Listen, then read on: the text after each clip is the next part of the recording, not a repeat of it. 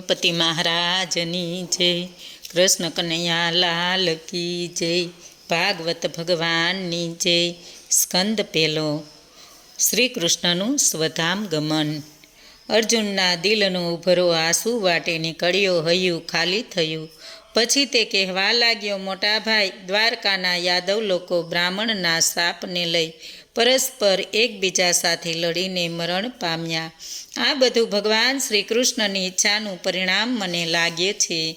અર્જુન કહે છે, જ્યારે મને મારા વહાલા સખા શ્રી કૃષ્ણની યાદ તાજી થાય છે ત્યારે મારું દિલ બેસી જાય છે. એના વચનો યાદ આવતા વેત મારી વાણી રૂંધાઈ જાય છે. આ પ્રમાણે બોલતા બોલતા અર્જુનની વાણી થંભી ગઈ. એનું મન શ્રી કૃષ્ણમાં ગરકાવ થઈ ગયું. એના દિલમાં ભક્તિના અંકુર ફૂટવા લાગે છે. ચિત્તમાં ચાલતી ગડમથલ શાંત થઈ ગઈ છે. શોક અને વિષાદની છાયા દૂર થઈ અને ગીતાનું ઢંકાયેલ ગયેલું જ્ઞાન ફરી પાછું એક પછી એક મન પ્રદેશમાં પર્દાપણ કરવા લાગ્યું. મનને શાંતિ થવા લાગી. શ્રી કૃષ્ણ અને અર્જુન એટલે નર અને નારાયણ. તેમનામાં જુદાઈની ભાવના હતી જ નહીં. એમના જીવન એકબીજામાં વણાઈ ગયા હતા. પરમાત્મા શ્રી કૃષ્ણનું ભૌતિક શરીર પંચભૂત ખોડિયાનું સ્વધામ સિધાવ્યું. શ્રી કૃષ્ણએ ગીતામાં સ્પષ્ટ કહ્યું છે કે આ જગત મૂઢ અને અજ્ઞાની માણસો મને સામાન્ય મનુષ્ય સમજી બેઠા છે. સર્વ જીવોના ઈશ્વરરૂપ મારામાં સૂક્ષ્મ સ્વરૂપે જાણી શકતા નથી. માતા કુંતાને શ્રી કૃષ્ણના અંતર્ધ્યાન થયાના સમાચાર મળ્યા ત્યારે તેણે શ્રી કૃષ્ણની એકાકી ભક્તિમાં મનને સ્થિર કર્યું અને નિશ્ચિત થઈ શરીરને ઢાંકી દીધું. શ્રી કૃષ્ણની સ્મૃતિમાં લીન કુંતાજી શ્રી કૃષ્ણ સાથે સ્વધામ પહોંચી ગયા. બોલો શ્રી કૃષ્ણ ભગવાનની જય. શ્રી કૃષ્ણની વિદાય પછી યુધિષ્ઠિરને અશુભ ચિહ્નો પૃથ્વી પર જોવા મળતા હતા. કળિયુગના આગમનના એંધાણ એવા વર્તાતા હતા. તે સમયે સમજી ગયા. નારદજીના સંકેતને સમજીને ભાઈઓ તેમજ દ્રૌપદી સાથે યુધિષ્ઠિરે સ્વર્ગ તરફ પ્રયાણ શરૂ કર્યું.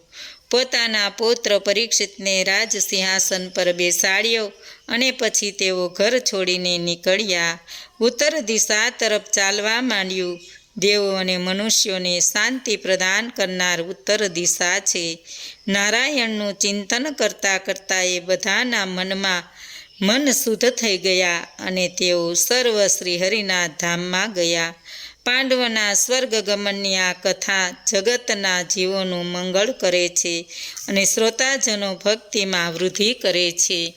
આ કથા શ્રદ્ધા અને ભક્તિપૂર્વક સાંભળજો. આ કથાને દિલમાં ઉતારશો તો કથા શ્રવણ કર્યાનું પુણ્ય પ્રાપ્ત થશે.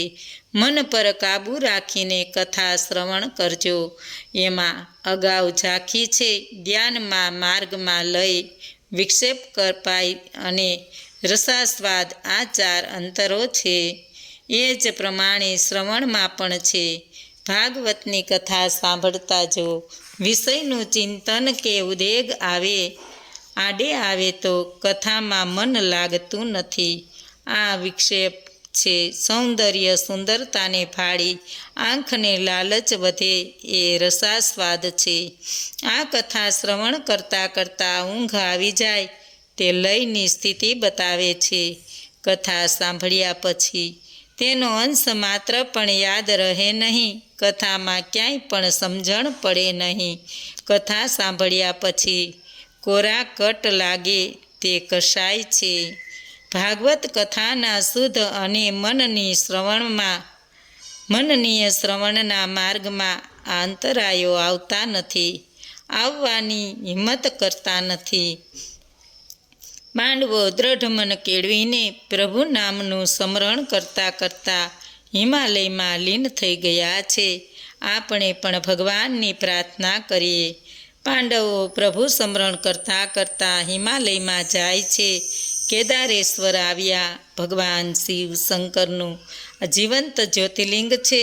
તેમણે કેદારેશ્વરનું પૂજન અર્ચન કર્યું અને શિવલિંગને ભેટી પડ્યા.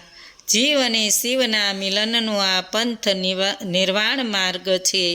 આ દુર્ગમ પંથ કોઈ વિરલા ભાગ્યશાળી જ જઈ શકે છે. સુખદેવજી પણ એ માર્ગે ગયા અને શંકરાચાર્ય પણ એ જ માર્ગે ગયા. આ દુર્ગમ માર્ગમાં પગથિયા નથી, બધે જ પહાડો અને ઝાડીઓ દેખાય છે. બરફમાં ચાલતા ચાલતા કાયા લુપ્ત થવા લાગી. એક પછી એક પાંડવો સ્વધામ ગયા.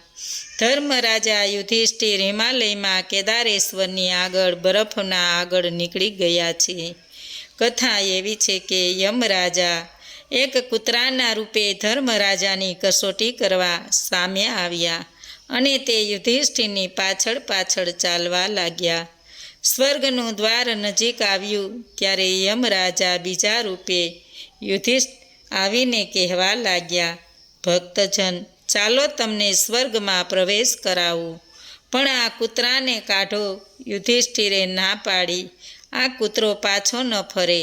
સાથે ચાલનારાનો સથવારો એમ તે છોડી શકાતો હશે? આવી શુદ્ધ અલબત્ત અણીશુદ્ધિ નિષ્ઠાને લઈ તેમણે સદૈવ સ્વર્ગ મળ્યું. આ કળિયુગમાં ભગવાન ભક્તિના મહાત્મ્યને અચળ રાખે છે. ભગવાન પોતાના એકનિષ્ઠ ભક્તોને પોતાની સાથે સદૈવ વૈકુંઠમાં લઈ ગયાના અનેક દાખલા છે. ભક્ત મહિલા મીરાબાઈ ભક્તિ કરતાં કરતાં દ્વારકાધીશની પ્રતિમામાં લીન થઈ ગયા છે, સમાઈ ગયા છે. મીરાબાઈ હરિકીર્તનમાં એટલા બધા ડૂબી જતા કે તેમને લૌકિક સૃષ્ટિનું ભાન રહેતું નહીં. એમના ચક્ષુ સમક્ષ એક ગિરધાર દેખાતા એમને મેવાડ લઈ જવા આવેલા રાજપુરુષો પણ ત્યાં ઉપસ્થિત હતા. મીરાબાઈ મેવાડ જવા માગતા ન હતા. એમની દૃષ્ટિમાં શ્યામ સુંદર હતા. કીર્તનના શબ્દના સુર ધીમે ધીમે મંદ પડતા ગયા ને મીરાબાઈ પ્રભુમાં સમાઈ ગયા. ભક્તને ભગવાનમાં કોઈ અંતર ન રહ્યું. ભક્ત અને ભગવાન એકાકાર થઈ ગયા. દ્રષ્ટા દ્રષ્ટિ કે દ્રશ્ય કાંઈ રહ્યું નહીં. રહી ગઈ કેવળ મીરાબાઈની પાવન સ્મૃતિ. આ સંસારની આસક્તિ જેમણે છોડી દીધી છે તેમને પરમપદની પ્રાપ્તિ થઈ છે. પરંતુ જેમણે આ સંસારની આસક્તિનો ત્યાગ કર્યો નથી તેમની દશા કક્ષમાં આવે આગળ કહેલ ઓલાના જેવી થાય છે. સંસારની આસક્તિને ઓછી કરવાનો ઈલાજ. એક સમયે ગુરુ અને શિષ્ય બેઠા હતા. શિષ્યના મનમાં ગડમથલ ચાલતી હતી. તેણે ગુરુજીને પૂછ્યું, ગુરુજી, અમે લોકો ગૃહસ્થી છીએ એટલે અમારે માટે ત્યાગનું પાલન અશક્ય બની જાય છે. અમારામાં તો હું અને મારું એવી ભાવના ડગલે ને પગલે જોર પકડી જાય છે. માટે અમારી બુદ્ધિ શુદ્ધ પવિત્ર અને નિર્મળ થાય એવો રસ્તો બતાવો. સંસારની પ્રત્યેક વસ્તુ તરફની આસક્તિ ઘટે એવો માર્ગ બતાવો. ગુરુજી કહેવા લાગ્યા, એકવાર નારદજી ભગવાન પાસે ગયા અને ફરિયાદ કરવા લાગ્યા છે, પ્રભુવર, હું બ્રહ્મા પાસે જાઉં છું તો તે સદૈવ સંસારની વૃદ્ધિ કરવામાં લાગેલા જોઉં છું. ઋષિમુનિઓ પોતાની જ વાત પર દ્રઢ હોય છે અને એમના વિશુદ્ધ ભોલાય કેમ? રખેને શાપ દઈ દે તો? અને ગુરુજનો તો બધા પોતપોતાના સ્વાર્થમાં હોય છે, તો પછી કોણ અમને સાચો ઉપદેશ આપશે? એ વાત મનને કષ્ટ આપે છે. હે યોગેશ્વર, તમે ગોવાળોનો ઉદ્ધાર કર્યો ને ગોપીઓને નિષ્કામ બનાવી. તમારા વગર બીજું કોણ અમારો હાથ પકડે? હું તમારો શરણે બેઠો છું, માટે મને તત્વ સમજાવો, ઉપદેશ કરો. ગુરુજી કહે છે, હે શિષ્ય નારદ નારદજી જેવા સંતને તત્વજ્ઞાન સમજવા માટે નારાયણ પાસે જવું પડતું હોય તો તમારા જેવા ગૃહસ્થ ત્યાં શું ગજું લાગે? હું તો કેવળ તને તત્વસાર આપું તે હવે તું સાંભળ. રાજા કળીને મારવા ખડે પગે તૈયાર થાય છે. કળી રાજા પરીક્ષિતના શરણે આવે છે. કળીએ રાજાને પરીક્ષિતના પગ પકડ્યા. પગે લાગ્યો. પગના સ્પર્શને લઈ રાજાની બુદ્ધિ બગડી. જે મનુષ્યના ચારિત્ર્ય અંગેની જાણ ન હોય તેને સ્પર્શ ન કરાય. રાજા પરીક્ષિત કળિયુગને કહે છે, તે મારી શરણાગતિ સ્વીકારી છે એટલે હું તને મારતો નથી, પણ તને કહું છું, તું મારું રાજ્ય છોડી દૂર દૂર ચાલ્યો જા. કળી રાજાને કહે છે, રાજન, ક્યાં જાઓ હવે? મને રહેવાને જગ્યા આપો, જ્યાં હું રહું. રાજા પરીક્ષિતે કળીને રહેવા માટે જગ્યા આપી. કળીના વસવાટને લઈ જુગાર, મદિરા, વ્યભિચાર અને હિંસા ધીમે ધીમે પગ પસારવા લાગ્યા.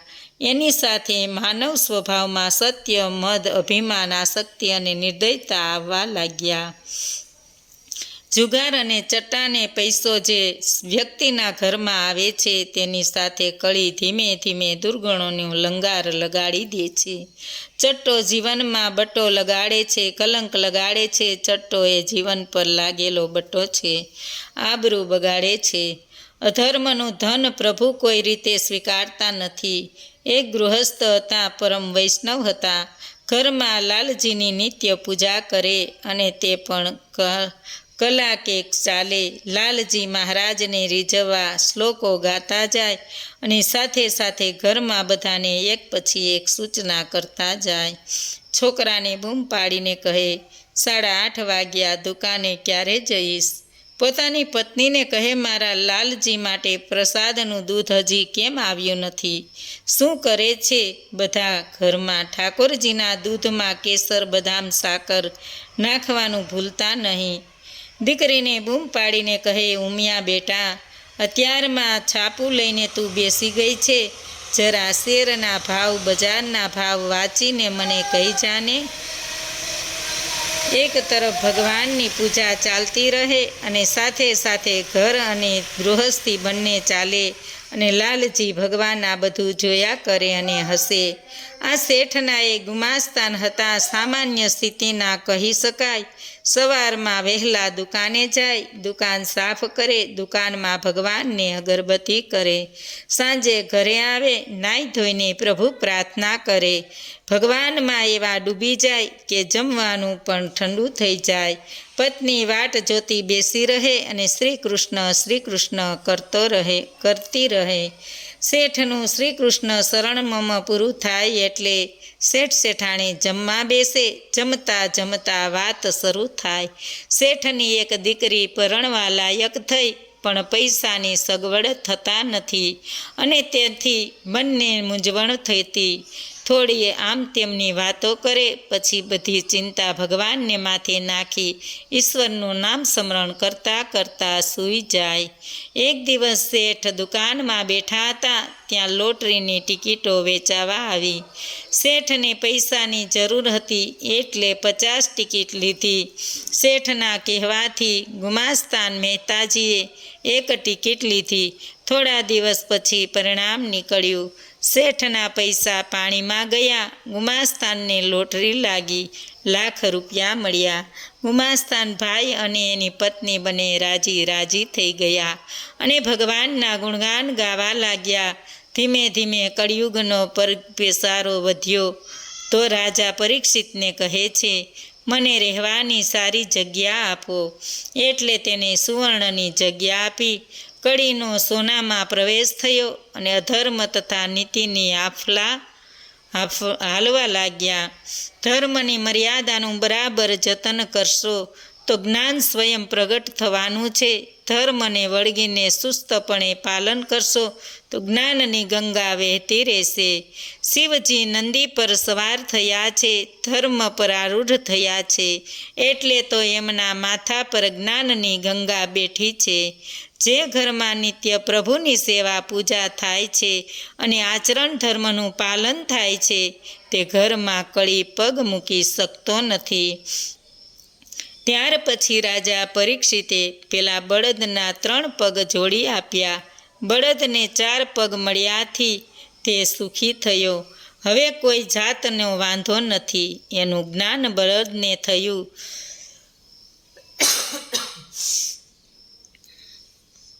હવે કોઈ દિવસ હું રાજા પરીક્ષિતને ત્યાં લાગ જોઈને પેસી જઈશ એવો મન સાથે નિર્ધાર કર્યો.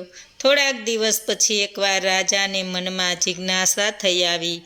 જોઉં તો ખરો મારા દાદાએ મારા માટે ઘરમાં શું રાખ્યું છે. સંઘર્યું છે. ખોડ ખોડ કરતાં તેણે એક પેટીમાં મુંગટ જોયો. વિચાર કર્યા વિના તેણે તે મુંગટ માથા પર મૂકી દીધો. રાજમુકટ ધારણ કર્યો. આ રાજમુકટ જરાસંઘનો હતો. રાજા જરાસંઘના પુત્ર સહદેવજીએ એ મુંગટની માગણી કરેલી કે મારા પિતાનો મુંગટ મને આપી દો. રાજા મુંગટને લેવા માટે ધર્મરાજાએ સલાહ આપેલી. સહદેવની ઈચ્છા પણ મુંગટ આપવાની ન હતી, એટલે તેને રડાવીને જોર જુલમ કરીને ભીમ તે મુંગટ ખેંચી લાવ્યો હતો. આ અનિતિનું મૂળ હતું, અનિતિનું ધન હતું. અનિતિનો પૈસો મનુષ્યને સર્વનાશ વેરે છે. રાજા જરાસંઘનો એ મુંગટ ધર્મરાજાએ એટલા માટે એક પેટીમાં બંધ કરીને મૂકી દીધો હતો. રાજા પરીક્ષિત તે મુંગટ માથે મૂક્યો, તે સાથે કડી તેની બુદ્ધિમાં પેઠો. બુદ્ધિ બગડે છે એટલે માની લેવાનું કે હવે જીવનમાં કંઈક અનિષ્ટ થવાનું છે. પાપ થઈ જાય તો તે બાબત પર વિચાર કરીને શરીરને શરીરના એ ભાગને તે માટે સજા કરો. જમતા પહેલાં વિચાર કરો કે મારા હાથે કોઈ પાપ તો થયું નથી ને. જે દિવસે પાપ થયું હોય તે દિવસે ઉપવાસ કરજો, પાપ ફરીથી થશે નહીં. એક કથા છે. રાજા પરીક્ષિત આ રાજમુંગટ પહેરીને એક દિવસ વનમાં શિકાર કરવાને નીકળી પડ્યા છે. અનેક જિંદગીની હિંસા કરી છે. બપોર થઈ અને રાજાને ભૂખ તરસ લાગ્યા. આમ તેમ જોયું, એક આશ્રમ દૂર દૂર દેખાયો, એટલે તે તરફ ઝડપથી પ્રયાણ કર્યું. આ સમીક ઋષિનો આશ્રમ હતો. ઋષિ સમાધિમાં લીન થયા હતા. કોઈ સંત સાધુ પુરુષ સમાધિમાં લીન થઈ ગયા હોય તો તેની પાસે કોઈ દિવસ જશો નહીં. ભૂલે ચૂકે જય ચડો તો તેને પ્રણામ કરીને પાછા વળજો. સંતજન પ્રભુ સો લીન થાય છે તે વખતે લૌકિક વસ્તુ સમાધિ માર્ગમાં બાધક થઈ પડે છે. રાજા પરીક્ષિત આશ્રમમાં આવ્યા. એમનું કોઈ સ્વાગત કરતું નથી. ભૂખ તરસ લાગેલી એટલે સેવા માગે છે, પણ આપે કોણ? ઋષિ તો સમાધિમાં હતા, એટલે રાજાએ પોતાનું અપમાન થયેલું માનીને ઋષિના ગળામાં મરેલો શાપ પહેરાવી દીધો. જીતેન્દ્રિય યોગીનો કાળ મર્યો. સમ્યક ઋષિ પુત્ર શુંગીને આ વાતની ખબર પડી.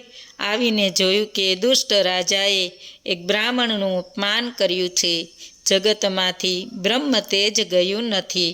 શુંગી ઋષિએ રાજાને શાપ દીધો, આજથી 7મા દિવસે તક્ષક નાગ તને કરડ છે. રાજા પરીક્ષિતે માથા પરથી મુકુટ નીચે મૂક્યો અને તે સજાગ થયા. પોતાની ભૂલ સમજાય કે મેં આ શું કર્યું. મારી બુદ્ધિ બગડી અને એક ઋષિનું ઘોર અપમાન કર્યું. બુદ્ધિ બગડે એટલે અમંગળ નક્કી થવાનું છે. ભૂલે ચૂકે પાપ થઈ જાય તો તે માટે શરીરને સજા કરો. ભોજન કરતી વેળાએ પણ વિચાર કરી લ્યો કે મારા હાથે કોઈ પાપ તો થયું નથી ને.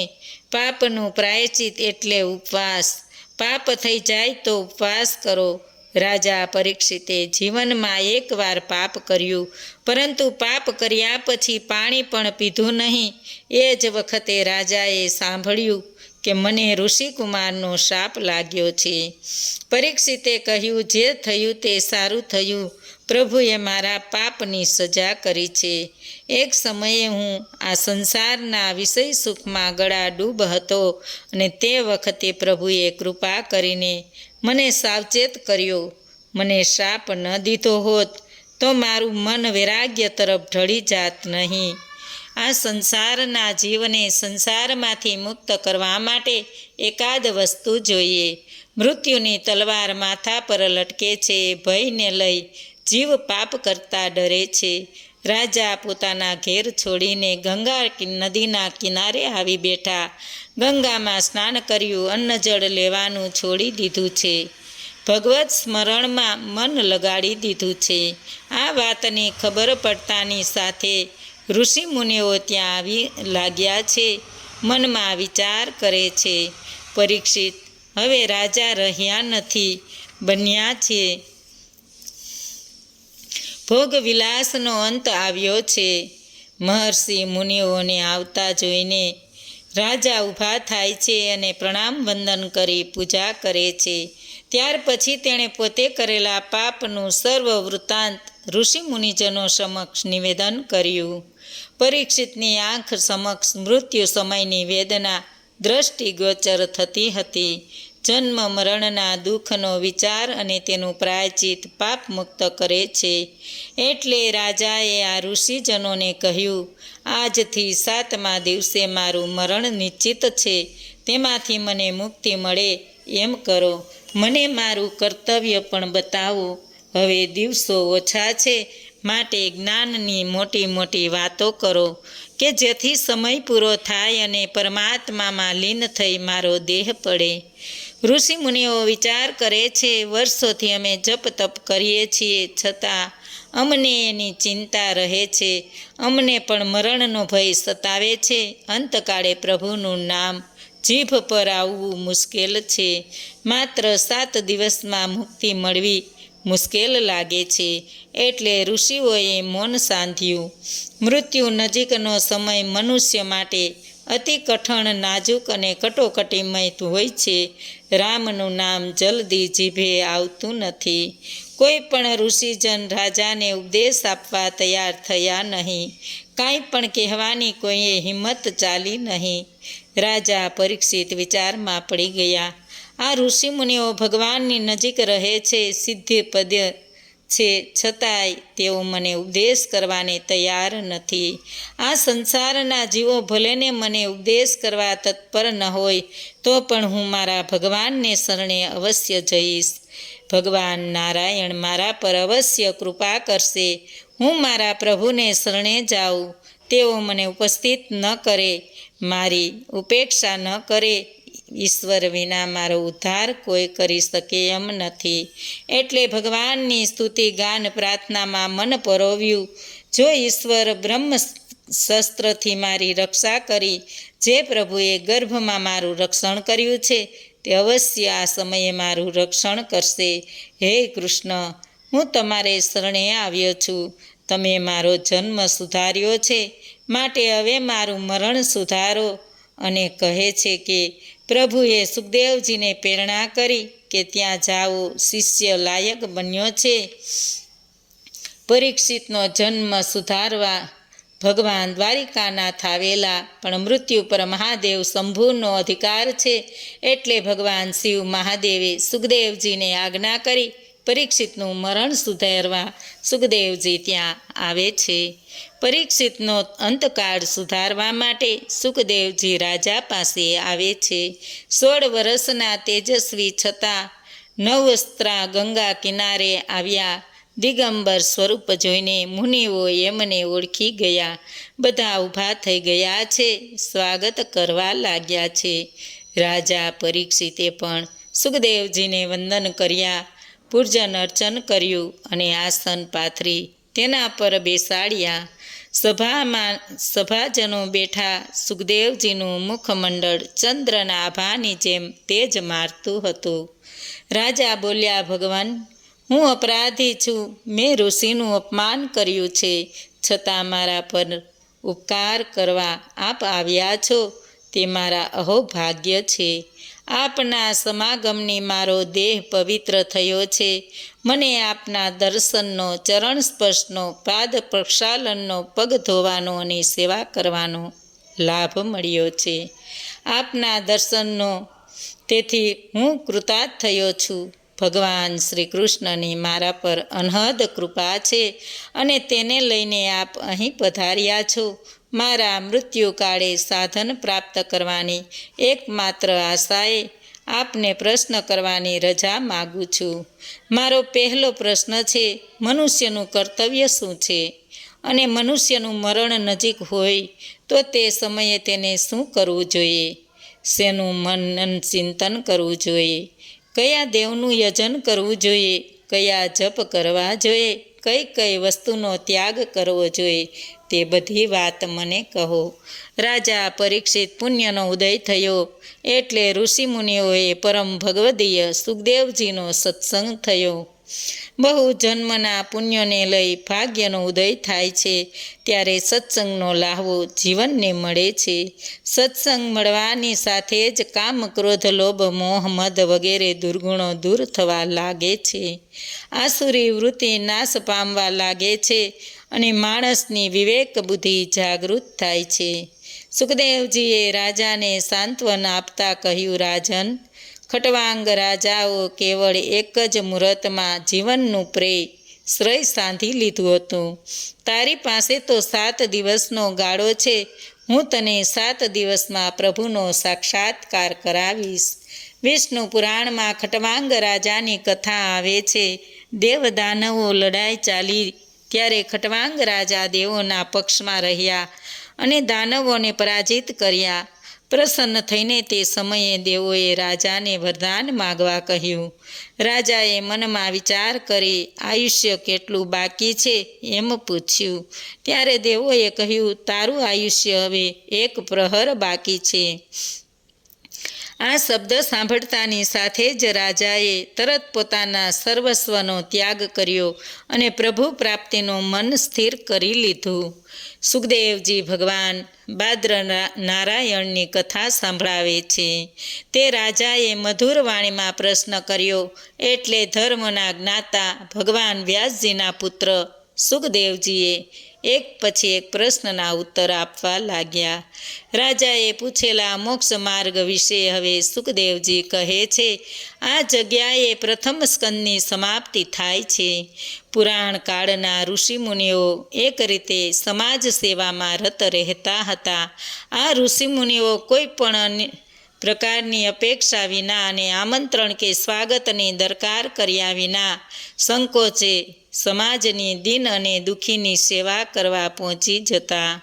આ ઋષિઓ કેવળ આધ્યાત્મિક જ્ઞાનની બરાબર સભર હતા. એટલું જ નહીં પણ આધિ, વ્યાધિ અને ઉપાધિ એમ 3 તાપમાંથી લોકોને ઉગારી લેતા. સોનક ઋષિની છત્રછાયામાં ઋષિજનોએ નેમિષારણ્યમાં એક જ્ઞાનસૂત્રનું આયોજન કર્યું હતું. આ નિમિત્તે લાંબા કાળ સુધી ચાલે એવો એક યજ્ઞ શરૂ કર્યો. આ વસ્તુ તેમની જ્ઞાન પ્રાપ્તિની ભૂખ તથા જિજ્ઞાસા બતાવે છે. આવા જ્ઞાન સત્રોમાં સમાજના વિવિધ સ્તરના લોકો પણ સહર્ષ ભાગ લેતા. લોકોનું શ્રેય અને ઉન્નતિની ભાવના એની પાછળ કામ કરતી હતી. કથા પુરાણમાં સમાજના પ્રશ્નો પર ચર્ચા થતી. રાજકીય બાબતો ઝીણવટભરી રીતે ચર્ચાની અને સર્વમાન્યની ઉકેલનો લાભ સમાજને મળતો. આ પ્રમાણે સમાજના કલ્યાણનો માર્ગ મળ્યા કરતો. ધર્મ સંસ્કારની વૃદ્ધિ થતી અને નીતિ નિયમો, આચાર વિચાર લોક કલ્યાણ અગ્રભાગ ભજવતા. આજના અધપતનની દિશાએ જતા જગતને કલ્યાણ માર્ગે વાળવા માટે ભાગવત સપ્તાહના આયોજન દાદ માગી લે છે. અવલૌકિક દિવ્ય દર્શનની ઝાંખી ભાગવત જ્ઞાન સપ્તાહમાં થાય છે. શ્રી કૃષ્ણ ગોવિંદ હરે મુરારી, હે નાથ નારાયણ વાસુદેવાય, જીહવે પ્રિભસ્વામૃતમુત દેવામ, ગોવિંદ દામોદર માધવેતી. ઇતિ શ્રીમદ્ભાગવત મહાપુરાણમાં પહેલો સ્કંદ સમાપ્ત. બોલો કૃષ્ણ કનૈયા લાલ કી જય. ભાગવત ભગવાનની જય. આજનું ભાવપુષ્પ શ્રી કૃષ્ણ અર્પણમ.